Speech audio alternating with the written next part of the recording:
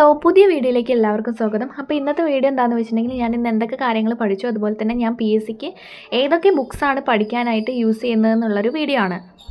ആദ്യം തന്നെ പറയട്ടെ, ഞാൻ LGSന് വേണ്ടിയിട്ടാണ് പ്രിപ്പയർ ചെയ്യുന്നത്. അതുകൊണ്ട് തന്നെ ഈ ഒരു നിത്യജീവിതത്തിലെ രസതന്ത്രം എന്നുള്ളൊരു ടോപ്പിക്ക് സിലബസിനകത്ത് ഉണ്ട്. അതാണ് ഇപ്പോൾ പഠിച്ചുകൊണ്ടിരിക്കുന്നത്. കമ്പനി ബോർഡ് LGS എന്ന് പറയുമ്പോൾ തന്നെ അറിയുന്നുണ്ടായിരിക്കുമല്ലോ, അത് സ്റ്റേറ്റ് വൈഡ് എക്സാമാണ്. ഒരുപാട് സിമ്പിളായിട്ടുള്ള ക്വസ്റ്റ്യൻസ് ഒന്നും എന്തായാലും ഉണ്ടായിരിക്കില്ല. കാരണം ഡിഗ്രി ഉള്ള ആളുകളും കൂടെ എഴുതുന്നതുകൊണ്ട് തന്നെ നല്ല സ്റ്റാൻഡേർഡ് ആയിട്ടുള്ള ക്വസ്റ്റ്യൻ പേപ്പർ ആയിരിക്കും. അതുകൊണ്ട് തന്നെ ഒരു ക്വസ്റ്റ്യൻ പോലും തെറ്റിക്കാതെ എഴുതാൻ വേണ്ടി നമ്മൾ ശ്രമിക്കണം. കാരണം കട്ട് ഓഫ് വളരെ കൂടുതലായിരിക്കും. കഴിഞ്ഞ LGS കട്ട് ഓഫ് എന്ന് പറയുന്നത് 76.67 അങ്ങനെയാണ്. അപ്പോൾ ഇത്തവണ അതിലും കൂടാനായിട്ടേ സാധ്യതയുള്ളൂ. പിന്നെ ക്വസ്റ്റ്യൻ പേപ്പർ ടഫ് ആവുകയാണെന്നുണ്ടെങ്കിൽ അതിനനുസരിച്ച് ചിലപ്പോൾ കുറയുന്നുണ്ടായിരിക്കും. സോ ഇതിനകത്ത് നമ്മൾ എല്ലാം പഠിക്കണം. ഒരു പോയിൻ്റ് പോലും വിടാണ്ട് മൊത്തത്തിലിരുന്ന് പഠിക്കുന്നതായിരിക്കും ഏറ്റവും നല്ലത്. ഇപ്പോൾ LGS ലെവലായാലും അല്ലെങ്കിൽ 10th ലെവലായാലും +2 ലെവലായാലും ഡിഗ്രി ലെവലൊക്കെ ആയാലും എല്ലാത്തിനകത്തും സയൻസ് എന്ന് പറഞ്ഞിട്ടുള്ളൊരു സബ്ജക്റ്റ് ഉണ്ട്.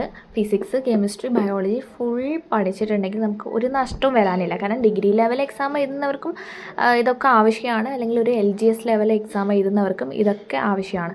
അപ്പോൾ ഇതൊരിക്കലും നമുക്ക് സ്കിപ്പ് ചെയ്ത് കളയാൻ പറ്റാത്ത സബ്ജക്റ്റുകളാണ്.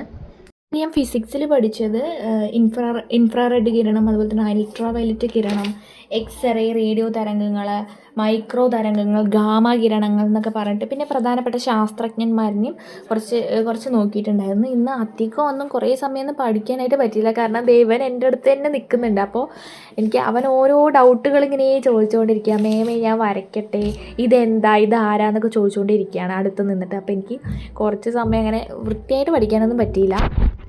സൈലത്തിൻ്റെ ഫിസിക്സും കെമിസ്ട്രിയും കൂടെയുള്ള ബുക്കാണ്. അപ്പോൾ ഇതിനകത്ത് നമ്മളൊരു ടോപ്പിക്ക് പഠിച്ചു കഴിഞ്ഞിട്ടുണ്ടെങ്കിൽ അതുമായിട്ട് റിലേറ്റ് ചെയ്തിട്ടുള്ള ക്വസ്റ്റ്യൻസ് അതിൻ്റെ ബാക്കിൽ കൊടുത്തിട്ടുണ്ടാകും. അപ്പോൾ നമ്മൾ വൃത്തിയായിട്ട് പഠിച്ചു എന്ന് പറഞ്ഞിട്ടുണ്ടെങ്കിൽ നമുക്ക് ആ ക്വസ്റ്റ്യൻ നമുക്ക് തനിയെ തന്നെ ഇരുന്ന് ആൻസർ ചെയ്യാനായിട്ട് പറ്റും. അത് നല്ലൊരു കാര്യമായിട്ട് എനിക്ക് തോന്നി കേട്ടോ പേഴ്സണലി. പിന്നെ മാത്സിൽ കുറച്ച് ക്ലോക്കിൻ്റെ പ്രോബ്ലംസും അതുപോലെ തന്നെ ടൈം ആൻഡ് വർക്കിൻ്റെ പ്രോബ്ലംസും കുറച്ചൊന്ന് ചെയ്ത് നോക്കി, അത്രയേ പറ്റിയിട്ടുണ്ടായിരുന്നുള്ളൂ. ഇപ്പോൾ LGS സിലബസ് എന്ന് പറഞ്ഞിട്ടുണ്ടെങ്കിൽ നമുക്ക് മലയാളവും അതുപോലെ തന്നെ ഇംഗ്ലീഷൊന്നും ഇല്ല. GK, അതുപോലെ കറണ്ട് അഫെയർ, മാത്സ്, ഇത്രയും സംഭവങ്ങളേ ഉള്ളൂ. എൻ്റെ കയ്യിലുള്ള ബുക്സാണ് കേട്ടോ ഇതൊക്കെ. ഞാൻ ഇതൊക്കെ വെച്ചിട്ടാണ് പഠിക്കുന്നത്. ഇത് CPOൻ്റെ ബുക്കാണ്, ലക്ഷ്യയുടെ ബുക്കാണ്. അപ്പോൾ ഇതിനകത്ത് 3 വോളിയം വരുന്നുണ്ട്. ഇതിനകത്ത് ബയോളജി, ഫിസിക്സ്, അതുപോലെ തന്നെ കെമിസ്ട്രി, പിന്നുള്ളത് മാത്സ്, അതുപോലെ തന്നെ ഇംഗ്ലീഷ്. മാത്സും ഇംഗ്ലീഷും ഞാൻ റാങ്ക് ഫയൽ നോക്കി പഠിക്കാറേ ഇല്ല. ഞാൻ ക്ലാസ്സൊക്കെ കണ്ടിട്ടാണ് കേട്ടോ പഠിക്കാറുള്ളത്. അതുപോലെ തന്നെ മലയാളം ഇതിനകത്ത് തന്നെ ഇത് നോക്കി പഠിച്ചിട്ടുണ്ട്. മലയാളത്തിൽ ഇതിനകത്ത് നിന്നുള്ള ക്വസ്റ്റ്യൻസ് ഒരുപാട് എക്സാംസിന് വന്നിട്ടുമുണ്ട് കേട്ടോ. ഇത് മൊത്തത്തിലിരുന്ന് പഠിച്ചിട്ടുണ്ടെങ്കിൽ നല്ല എഫക്റ്റീവായിരിക്കും, ഉറപ്പാണ്. ഇപ്പോൾ എക്സാം മുന്നിൽ നിൽക്കുന്നുണ്ട് എന്നുണ്ടെങ്കിൽ അധികം സമയമില്ല എന്നാണെന്നുണ്ടെങ്കിൽ ഇതിൽ ഇമ്പോർട്ടൻ്റ് ആയിട്ടുള്ള കാര്യങ്ങൾ മാത്രം ജസ്റ്റ് ഓടിച്ച് വായിച്ചാൽ മതിയാവും. പിന്നെ കറണ്ട് അഫെയറിന് ഞാൻ പഠിക്കുന്നത് വൊക്കാബ്സ്പീഡിയയുടെ പ്രിൻ്റ് എടുത്തിട്ടാണ് പഠിക്കുന്നത്. അപ്പോൾ ഞാൻ കാണിച്ചത് 2024 കേട്ടോ. ഇപ്പോൾ ഇനി പഠിക്കുന്നവർ 2025 പഠിക്കുന്നതായിരിക്കും കുറച്ചും കൂടെ നല്ലത്. ഞാൻ 2025 പ്രിൻ്റ് എടുക്കാൻ കൊടുത്തിട്ടുണ്ട്. അത് അവിടെ റെഡിയായി വെച്ചിട്ടുണ്ട്, ഞാൻ വാങ്ങാൻ പോയിട്ടില്ല.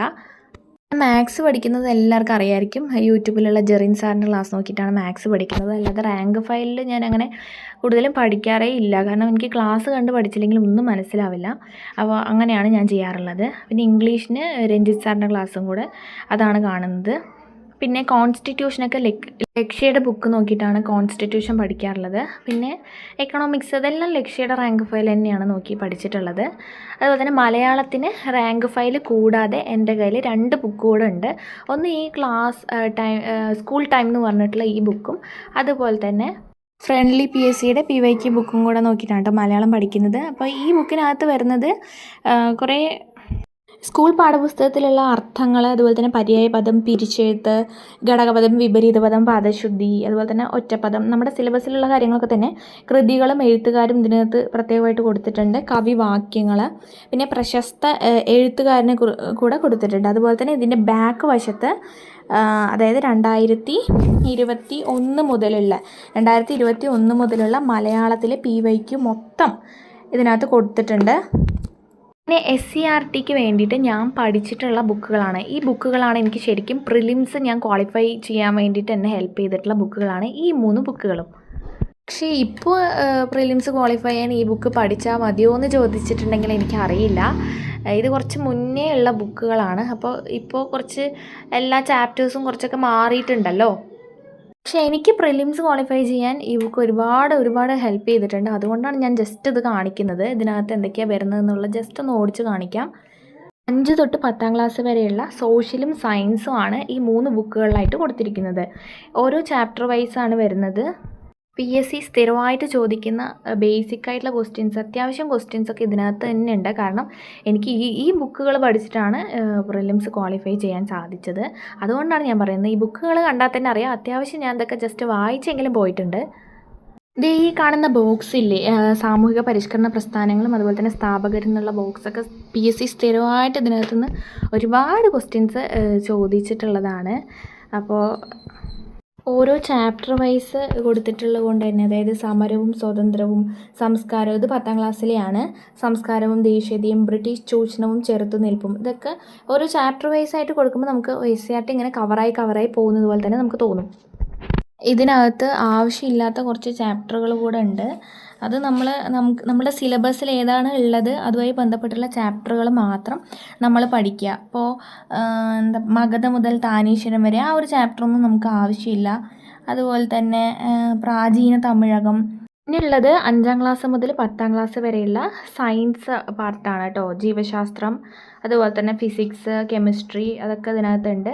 എല്ലാ ചാപ്റ്റേഴ്സും ഇതിനകത്ത് തന്നെ കൊടുത്തിട്ടുണ്ട്. അപ്പോൾ ഈ ഒരു ബുക്ക് ഞാൻ അധികം അങ്ങനെ പഠിച്ചിട്ടില്ല.